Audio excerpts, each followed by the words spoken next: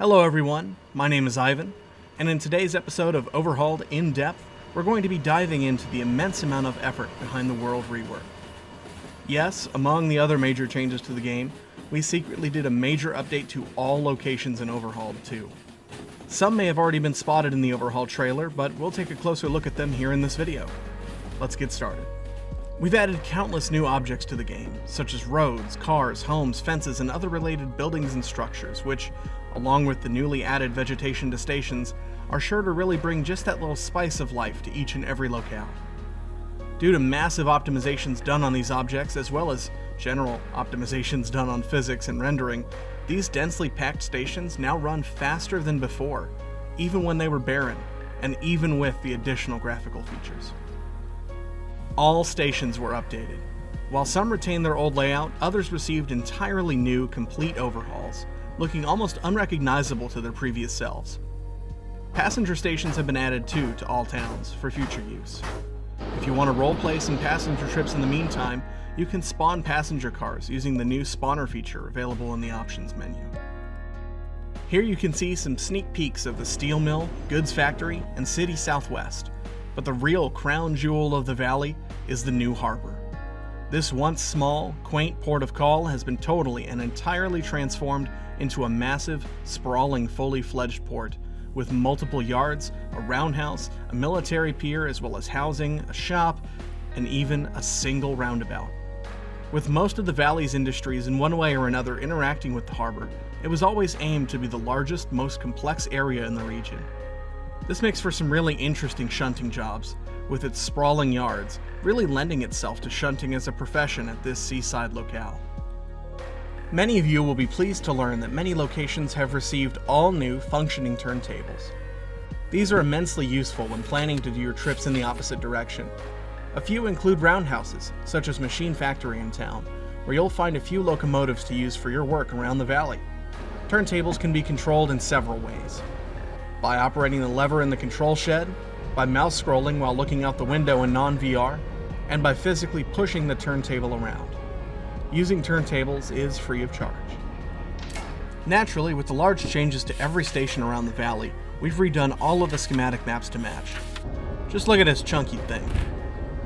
We've paid special attention to detail this time around and made them more informative.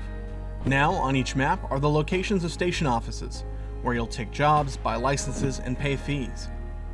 Also on the map are the location of service areas to repair and refuel your locomotives, as well as the location of turntables and roundhouses.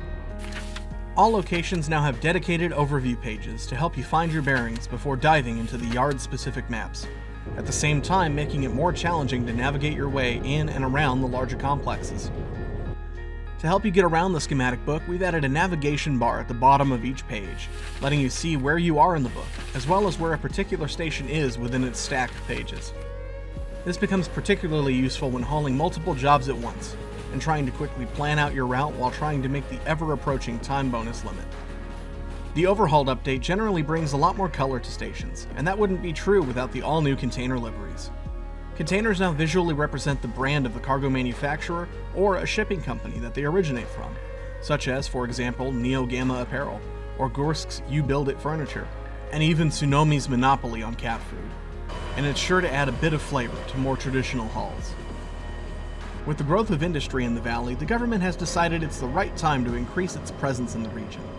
To that end, the military has decided to construct several bases, the biggest one being in the Northeast Corridor.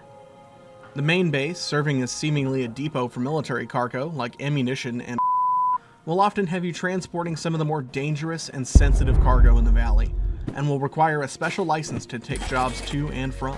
The base features quite a few unique sites, including a secured, mountain-built bunker.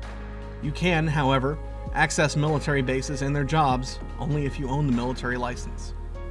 Apart from new props and locations, we fixed many of the terrain glitches, floating tracks, and have also modified some of the track curves and intersections. As you'll notice, all yards finally have a proper ladder layout, and all junctions now save their state when you reload the game. You'll want to triple check your switches before blaring that steel shipment through the oil well at full speed. If you'd like to support our work, you can now buy our new soundtrack on Steam. It features the music we made for the Derail Valley trailers, as well as some extra tracks, and can be had for $9.99. All revenue from it goes directly to further development of Derail Valley. Derail Valley itself is available too on Steam and the Oculus Store, and you can pre-purchase it now while waiting for the update. We'll also be doing a giveaway of a limited number of Derail Valley Steam keys. For more details on how to be included, see the link in the description. That'll be all for this episode.